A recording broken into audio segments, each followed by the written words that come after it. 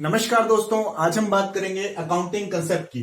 तो पहला कंसेप्ट है जी बिजनेस एंटिटी कंसेप्ट। इसका मतलब क्या होता है कि हम जो अकाउंटिंग करते हैं वो हम बिजनेस को ध्यान में रख करके करते हैं। जैसे कि मान लीजिए हमने कोई बिजनेस स्टार्ट किया, ठीक है जी, तो ये है आपका बिजनेस, ये आपका बिजनेस है और ये मान लीजिए बिजनेस का मालिक है जी, ओनर। तो बिजनेस एंटिटी कंसेप्ट बोलता है जी the entity of the business is separate from its owner. मतलब कि बिजनेस अलग है और बिजनेस का ओनर अलग अलग है। जब भी बिजनेस का मालिक बिजनेस के अंदर पैसे लगाएगा तो हम इसे बोलेंगे जी कैपिटल, हम इसे बोलेंगे कैपिटल। और जब भी बिजनेस का मालिक पर्सनल यूज के लिए बिजनेस से पैसे निकालेगा तो हम इसे बोलेंगे जी ड्राइंग।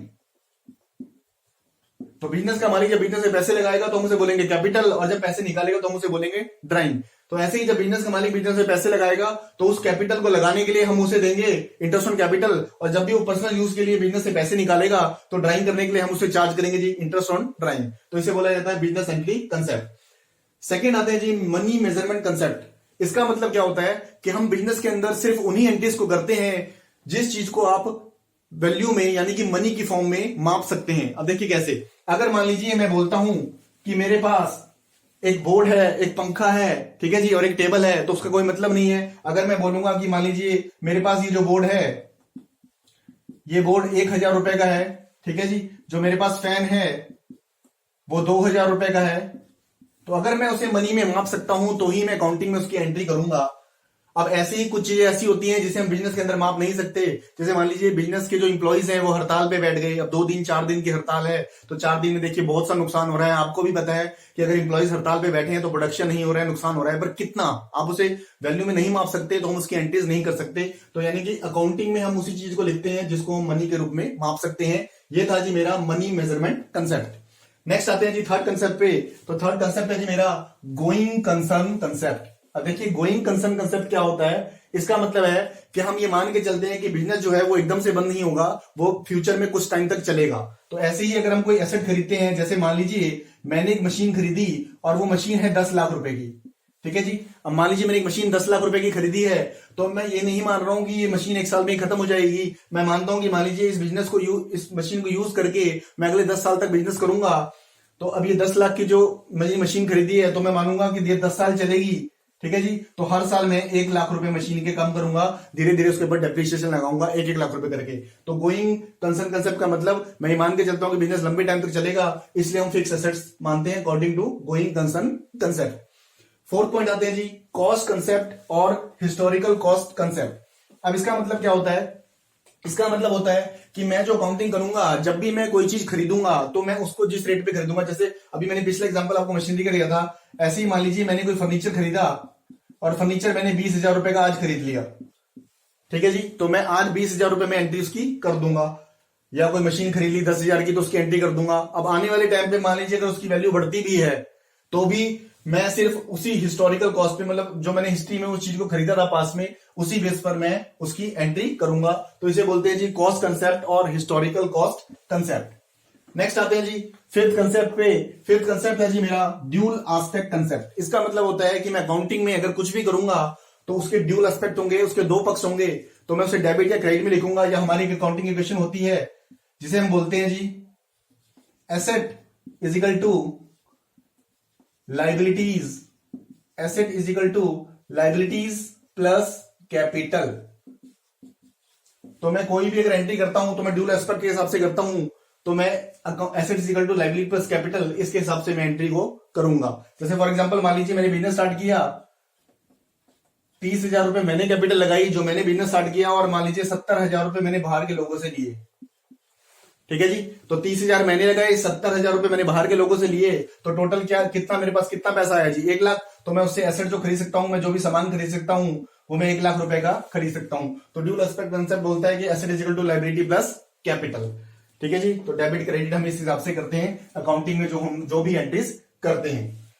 नेक्स्ट आते हैं जी अकाउंटिंग पीरियड कंसेप्ट। अब देखिए अकाउंटिंग पीरियड कंसेप्ट का मतलब क्या होता है। वैसे तो अगर मान लीजिए मैंने कोई बिजनेस स्टार्ट किया तो एक्चुअल में उस बिजनेस को करने के लिए कितना प्रॉफिट, एक्चुअल में उस बिजनेस को करने में मैंने जितने भी टाइम किया उसमें कितना प्रॉफिट या लॉस हुआ, ये मैं तब बता सकता हूं या तो मेरा बिल्कुल बिजनेस वाइंड अप हो रहा है, खत्म हो रहा है। पर हम क्या करते हैं, हम अकाउंटिंग पीरियड में कुछ टाइम में देखते हैं कि हमें कितना प्रॉफिट होगा, तो अकाउंटिंग पीरियड कंसेप्ट में क्या बोलता है, a period of 12 month is known as accounting period, यानी कि 12 महीने की अवधि जिसमें हम खर्चे और जो भी हमारी इनकम है वो लिखते हैं। तो जैसे कि 12 मंथ का कोई भी पीरियड, अगर मान लीजिए मैं कैलेंडर ईयर ले रहा हूं तो कैलेंडर ईयर मेरा 1 जनवरी से स्टार्ट होगा, 1 जनवरी से लेकर के 31 दिसंबर तक इस 12 महीने के मैं अकाउंट्स बनाऊंगा।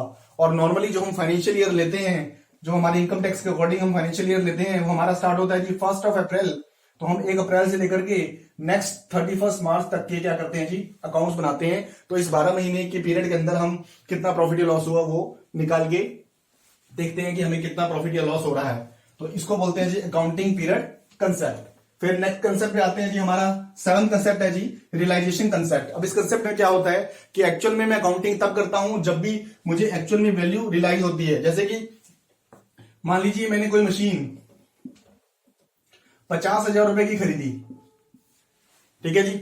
अब एक्चुअल में आज मान लीजिए उसका रेट बढ़ गया, आज उसका रेट 70,000 रुपए हो गया 1 साल के बाद, पर अभी मैं उसकी वैल्यू 70,000 रुपए नहीं करूंगा। एक्चुअल में जिस दिन मैं उसे बेचूंगा, 2 साल बाद बेचूं, 5 साल बाद बेचूं, जिस दिन मैं उसे बेचूंगा और एक्चुअल में मुझे जो पैसे मिलेंगे, जो एक्चुअल में वैल्यू रियलाइज होगी, तो उसी वैल्यू पे मैं उसकी एंट्री करूंगा। That is your realization concept. तो इसे बोलते हैं जी रियलाइजेशन कंसेप्ट की एक्चुअल में जो आपको वैल्यू रियलाइज हुई है। नेक्स्ट आते हैं जी एक्यूरल कंसेप्ट पे। अब देखिए एक्यूरल कंसेप्ट क्या होता है, अकाउंटिंग में 2 बेसिस ऑफ कंसेप्ट होते हैं। एक होता है जी कैश बेस, हाँ जी, एक होता है जी कैश बेस ऑफ अकाउंटिंग, और एक होता है जी हमारा ये वाला कौन सा जी, accrual base of accounting, accrual base of accounting. अब देखिए कैश बेस ऑफ अकाउंटिंग का मतलब होता है कि जब भी आप कैश किसी को दे रहे हैं आप तब एंट्री करेंगे, या आपको कैश मिल रहा है आप तब एंट्री करेंगे। पर एक्चुअल में क्या होता है कि कैश बेस ऑफ अकाउंटिंग इतना ज्यादा यूज में नहीं होता। जो मेनली यूज होता है अकाउंटिंग का बेस, वो होता है जी एक्यूरल बेस ऑफ अकाउंटिंग। अब एक्यूरल बेस ऑफ अकाउंटिंग का मतलब क्या होता है, इसका मतलब होता है कि जब भी कोई पेमेंट ड्यू होती है, जब भी कोई पेमेंट ड्यू हो जाती है तो उसे रिकॉर्ड कर लिया जाता है। तो ड्यू का मतलब होता है जी राइट टू रिसीव, ड्यू का मतलब होता है राइट टू रिसीव। अब इसका मतलब क्या है, देखिए इसका मतलब ये है कि मान लीजिए एक अकाउंटिंग पीरियड है आपका 1 अप्रैल से लेकर के 31 मार्च तक। तो उसमें क्या होता है, देखिए जैसे मान लीजिए हर महीने की सैलरी हम अगले महीने की 10 तारीख को देते हैं। तो ऐसे ही मान लीजिए अब आपने क्या किया कि आपने मार्च की जो सैलरी है वो अप्रैल में देंगे, मार्च की सैलरी हम अप्रैल में देते हैं, ठीक है ना जी। पर फिर भी हम क्या करेंगे, खर्चा तो वो मार्च का ही है तो हम उसको मार्च में ही लिखेंगे, ठीक है जी। ऐसे ही हमें कोई भी एक्सपेंस या इनकम है तो वो हमने क्या करना है, जब भी वो ड्यू हो जाती है, जैसे ही मैं सेल कर देता हूं किसी को, चाहे मुझे कैश में पैसे नहीं भी मिले हैं, पर फिर भी मैं क्या करूंगा, मैं उस सेल को लिखूंगा। तो इसको बोलते हैं जी एक्यूरल बेस ऑफ अकाउंटिंग। अगर कैश नहीं भी आया है पर अगर वो ट्रांजेक्शन हो गई है, ड्यू का मतलब राइट टू रिसीव, जैसे ही मैं किसी को सेल करता हूं तो मुझे राइट मिल गया है कि मैं उससे पैसे ले सकता हूं, तो मैं उसको एंट्री कर लेता हूं, ठीक है जी। तो एक्यूरल बेस ऑफ अकाउंटिंग मेरा क्या होता है, एक्यूरल बेस ऑफ अकाउंटिंग मेरा होता है कि जैसे ही कोई चीज ड्यू होगी तो मैं उसकी एंट्री करूंगा। फिर नेक्स्ट आते हैं जी मैचिंग कंसेप्ट पे। मैचिंग कंसेप्ट का मतलब क्या होता है, मैचिंग कंसेप्ट का मतलब होता है, देखिए मैचिंग कंसेप्ट जो है वो एक्यूरल का ही थोड़ा सा और एडवांस वर्जन है। इसका मतलब क्या है कि एक जो आपकी 12 महीने की जो अवधि है, जो 12 महीने का अकाउंटिंग पीरियड है, तो उसमें आप क्या करते हैं, इन 12 महीनों में आपको जितनी भी इनकम होगी, जितना भी आपका रेवेन्यू जनरेट होगा, तो इस रेवेन्यू को कमाने के लिए, इस इनकम को कमाने के लिए आपने जितने भी एक्सपेंस किए हैं, तो उस 12 महीने में जो आपको इनकम हुई है, उस इनकम को कमाने के लिए जितना भी आपने एक्सपेंस किया है, तो वो आप उसी 12 महीने में लिखेंगे। जैसे अभी मैंने आपको एग्जांपल बताया था कि मान लीजिए मार्च के महीने की सैलरी हम नॉर्मली अप्रैल में देते हैं, पर वो खर्चा मार्च का ही है, ठीक है जी। तो उसको भी हम उसी साल में लिखेंगे, और ऐसे ही कोई इनकम है तो उसको भी हम उसी साल में लिखेंगे, ठीक है जी। तो ये होता है मैचिंग कंसेप्ट कि उस 12 महीने के अकाउंटिंग पीरियड के टाइम के जो भी खर्चे और इनकम है उसको उसी फाइनेंशियल ईयर के अंदर लिखा जाता है, और उसी साल की इनकम और एक्सपेंस में लिखा जाता है जी। और लास्ट आता है जी हमारा ऑब्जेक्टिविटी कंसेप्ट। अब देखिए ऑब्जेक्टिविटी कंसेप्ट का मतलब क्या होता है कि जिस ऑब्जेक्ट के लिए, जो भी मेरा मेन ऑब्जेक्ट था, जिसके लिए मैंने बिजनेस स्टार्ट किया था, तो वो ऑब्जेक्ट, मैं उसी ऑब्जेक्ट पर रहूं अपने, और उसी के हिसाब से मैं अकाउंटिंग करूं। ऐसा ना हो कि मेरा जो भी अकाउंटेंट है या जो बिजनेस का ओनर है वो मेन ऑब्जेक्ट को छोड़ करके मान लीजिए जानबूझकर पर्सनल बाइनेस के हिसाब से अकाउंट्स में चेंजेस कर रहा है, जानबूझ के सेल को बढ़ा के दिखा रहा है या परचेज को कम करके दिखा रहा है प्रॉफिट को बढ़ाने के लिए। तो ऐसा नहीं करना है, आपने बिल्कुल एकदम से बिल्कुल हर चीज बिल्कुल एक्यूरेट बतानी है, और अपने क्या करना है कि मतलब आप कह सकते हैं कि प्रॉपर 1 नंबर में अपने अकाउंटिंग के काम को करना है।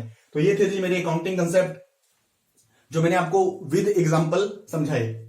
ये वीडियो देखने के लिए आप सभी लोगों का बहुत बहुत धन्यवाद।